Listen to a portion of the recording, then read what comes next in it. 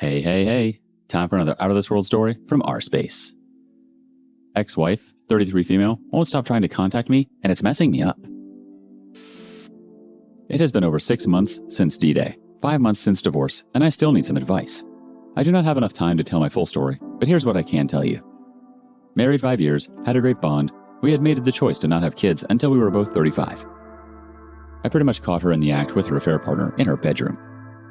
I had been pretty clear about my views on infidelity right from when we started dating, and had told her very clearly that cheating was a complete no-no for me.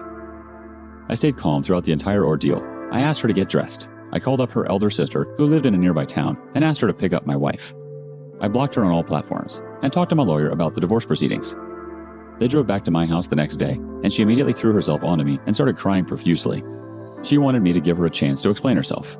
Even though I did not really want to hear any of it, and my answer would still be divorce whether she cheated 100 times or just once, I sat down with her and asked her some questions. My first question was it an emotional affair or just a physical one? She seemed to be stupefied for a good 5 or 6 seconds before tears started streaming down her face, and she whined about how I could even think she would have an emotional affair with someone else other than me, and swore it was a purely physical one. My second question was, were you unsatisfied in our marriage in any way? She claimed she wasn't. She was incredibly happy with both our sex life and our financial status. What was the reason then? I don't know, she said, and absolutely broke down. She got on her knees and said she feels disgusted with herself. She said she was going through a lot since she wasn't doing well in her job, and she wanted to validate her own importance in her mind. She often talked to me about her job too. I supported her wholeheartedly, and she was also going to therapy for it. Even though I did not understand her reason, I did not poke much into it. How many times were you physically involved? She told me it was only 3 times of physical contact, and she had apparently never allowed him to kiss her. I don't know if that was supposed to make me feel better about it. With that, I was done. I told her that I wanted a divorce. Surprisingly, she did not say anything, just nodded and went to the guest room and locked herself up with her sister. Unfortunately though, before I could serve her the divorce papers, our district went into lockdown and travel between districts was prohibited. Thus, in an unfortunate turn of events, it seemed I would need to spend a full week with my wife in the same house, and I could not even file for divorce because the courts were closed. But I was not having that BS. I decided to move out and live in my neighbor's house instead, and that helped somewhat. I would still see her every day. Dark circles, swollen eyes. She looked nothing like before. One day, she got too drunk, and I heard her shouting in her room, "I disgust you, don't I? You can't even look at my face." And she repeated that the whole night.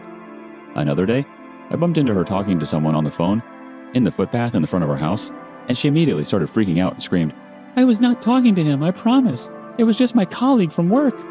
A while later, she seemed to realize her mistake and walked away without another word. A week later, they moved away, and I moved back into my house. I got done with the divorce about a month later. Bizarrely, she did not demand anything from me in the settlement. 6 months later, she would still text me and call me sometimes. She once drove over 50 miles to see me when I was ill with COVID. I have not been doing very well. I do still love her. The way she was truly mournful of her mistakes sometimes almost made me feel for her again. But on other times, I just want to cut her off completely and start fresh. I'm not sure if I would be able to love or marry again, but I did get along with a few hookups in the last 2 weeks or so, and to be honest, it does feel better somewhat. I do not know if I can move on if we keep talking. I have told her not to talk to me, but she does not listen. Should I just block her everywhere?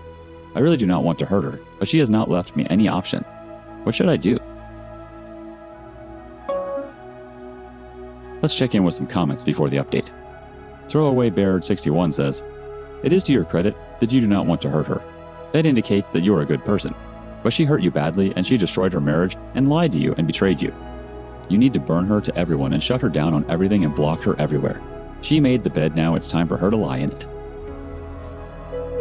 Not Rick Deckard 1982 says, "Of the things I'm certain I know for sure, high on the list is that every person that cheats knows exactly why they did it. And that reason is that they wanted to cheat more than they wanted the relationship they were already in. Everything else is just semantics and rationalizations. You've done the hard part. It's over. Let it be over. She's someone else's problem now. You may still love her, but she stopped loving you the minute she thought cheating was okay. If she ever loved you at all. See, love is also a verb. She certainly wasn't loving you while cheating with him." Update.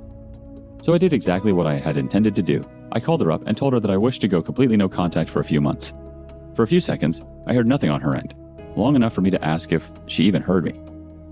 She said she did hear me and started fumbling for words once again.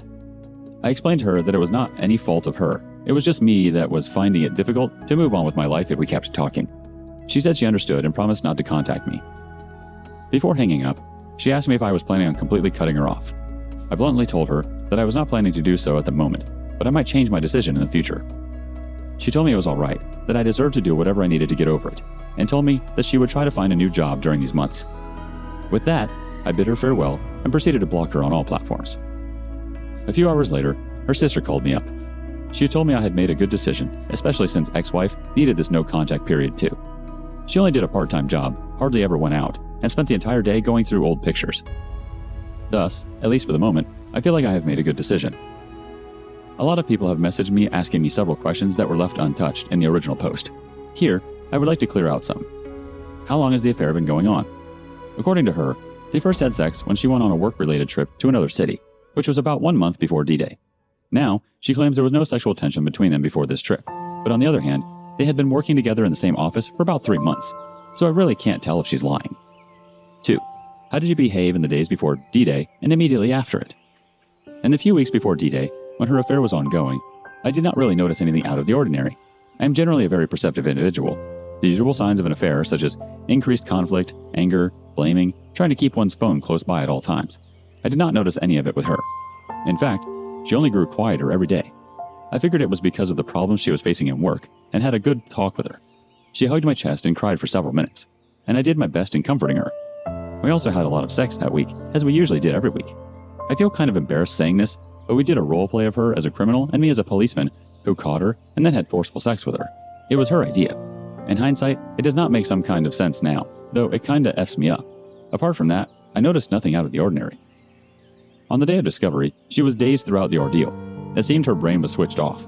She just looked at me with wide eyes, tears streaming down, and just nodded when I told her to wait for her elder sister while I left back to work.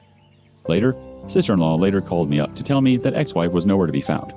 I was preparing to go out in search of her when she called again to tell that she found ex-wife walking around in a dazed state around our neighborhood. She was either searching for me or for her affair partner.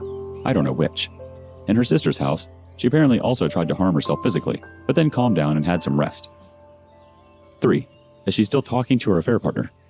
This is one point that I failed to mention in my original post. She quit her job immediately after D-Day. According to her, she could not bear to see a affair partner there every day. I had anticipated that she would use this opportunity to ask for a heavy stipulation from the divorce, which made it even more bizarre that she didn't. 4. Was she really talking to her affair partner on the phone when you stumbled upon her on the footpath? Frankly, I don't know, and I haven't asked. 5. How was your relationship after the divorce? We did have a no-contact period of about 1 week after the divorce. Later, she called me up and asked me if I could consider keeping a friendly relationship with her. I saw no harm in it, so I agreed. We agreed that we would not talk about the divorce or our married life. We just asked each other about work and about how we were doing. As for the frequency of contact, I would say minimal. 1 or 2 texts per day maybe, and sometimes none for days. Sometimes we would talk over call, but not for long periods. We never met physically. She did once drive over when I was ill, but was not allowed to actually meet me physically because I was in the isolation ward. 6. Have you tried therapy? Of course. I have been in therapy since D-Day. Ex-wife went to a therapist for the first 2 months after the divorce, but then stopped going for no apparent reason. Some people in the comment section seem to misunderstand my original post. They kept posting comments asking me to consider reconciliation. I would like to reiterate that my original post was about whether I should block her or not, and not about reconciliation. I made the decision to not reconcile a long time ago, and ex-wife has accepted it. It is not about how much she regrets and mourns over it. I am simply incapable of trusting her again. And now some quick comments before we wrap up. Red Porsche Killa says, Hi OP, I commend you for your stance and upkeep of values. As many others stated, no contact would be the healthier way for you to move on, but you are being very professional about how to handle your interaction with the ex. Question, what did you do with the bed, mattress, and linen? I hope you discarded it and placed something new for yourself. Despite your stance, which is outstanding and definitely will help you to heal, you will be getting confronted with triggers for a long time. So mementos and remembrance of this awful day will always poke at you. All the best for you and your future. The OP responded with, First of all, thank you. Thankfully, her sister took care of cleaning their mess up for me. I saw nothing but a few ripped packets of condoms in the dustbin outside. Moreover, even though I did say bedroom, they were not having sex on the bed. They were doing it on a couch. I do not know if they used the bed prior to moving to the couch, and I do not intend to find out. I sold all my furniture off anyway. Comprehensive ad 6396 closes us out. Cut her contact. That's good for your future. If you keep friendly contact with her, she's definitely brainwashed you. And if you see her face and hear her voice indefinitely, remember her betrayal. So don't allow the pain once again. Start a fresh life. It's your life. All the best.